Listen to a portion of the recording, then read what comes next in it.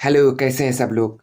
National mineral development corporation यानी कि NMDC limited, ये जो हैदराबाद में है और यहाँ से जूनियर ऑफिसर की कुछ वैकेंसी आई हैं, तो उसके बारे में हम लोग बात करेंगे कि जूनियर ऑफिसर की वैकेंसी किस डिपार्टमेंट में कितनी है और जो है उसके लिए योग्यता क्या है। तो इस पे जो है हम लोग बात करेंगे थोड़ी सी।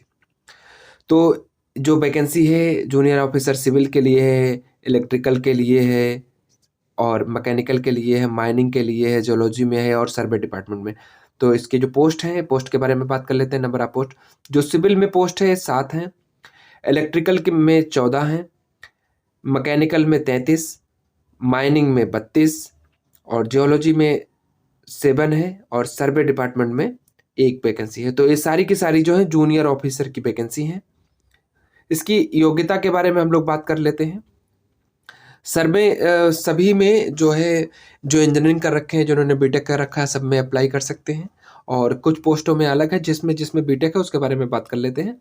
तो बीटेक वाली जो पोस्ट है उसमें डिप्लोमा होल्डर भी अप्लाई कर सकते हैं, जैसे मैकेनिकल के पास जिनके पास डिग्री है, डिग्री होल्डर भी और डिप्लोमा होल्डर भी अप्लाई कर सकते हैं।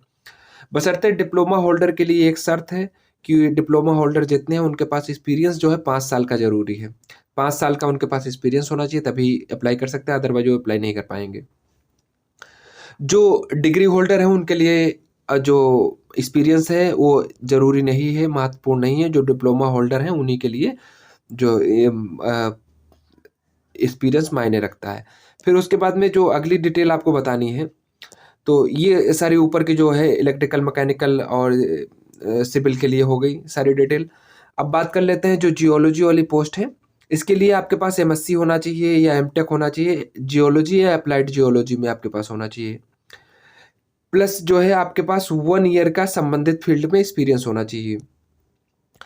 फिर अगली जो डिटेल है सर्वे वाली पोस्ट के लिए होगी। सर्वे वाली जो वैकेंसी है उसके लिए आपके पास 3 ईयर का माइनिंग में डिग्री, डिप्लोमा आपके पास होना चाहिए और या फिर माइनिंग सर्वेइंग में होना चाहिए। उसके बाद में आपके पास जो 5 ईयर का जो है संबंधित फील्ड में एक्सपीरियंस होना चाहिए।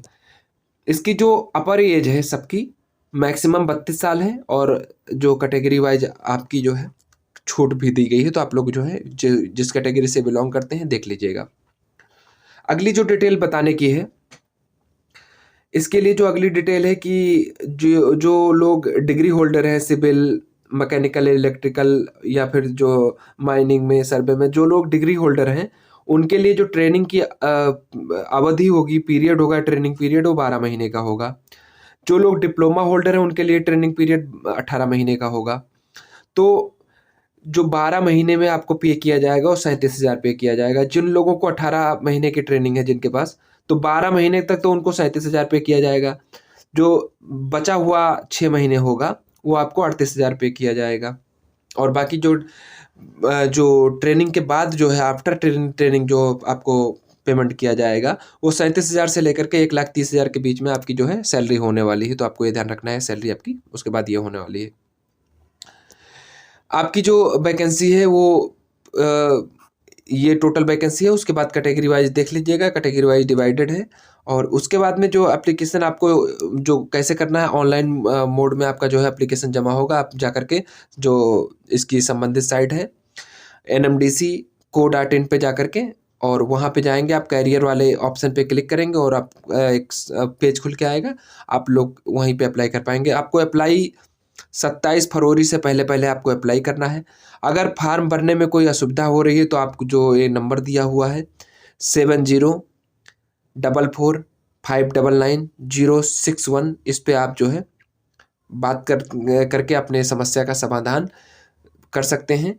और ये जो आपको आपके बात करने का टाइम होगा 10 बजे से 6 बजे के बीच में, वर्किंग जो दिन है, वर्किंग कार्य दिवस, उसी में जो है आप बात कर पाएंगे और जो है अपने जो फार्म से संबंधित कोई समस्या है या आपको जो है कोई वैसे जानकारी लेनी है तो आप जो है उसको पूछ सकते हैं।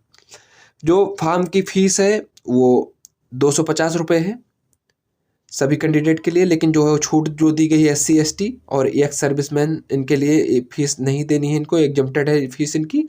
बाकी जो जनरल OBC कैंडिडेट है उनको जो है फ़ी पे करनी है 250 रुपये। तो आपको जो फ़ी का ध्यान रखना है।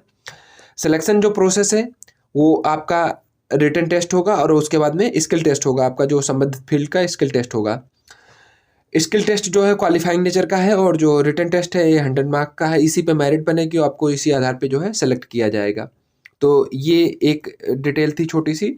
जो आपका रिटन टेस्ट होगा वो हिंदी और इंग्लिश दोनों माध्यम में पेपर होगा, आप जिसमें चाहें आप दे सकते हैं।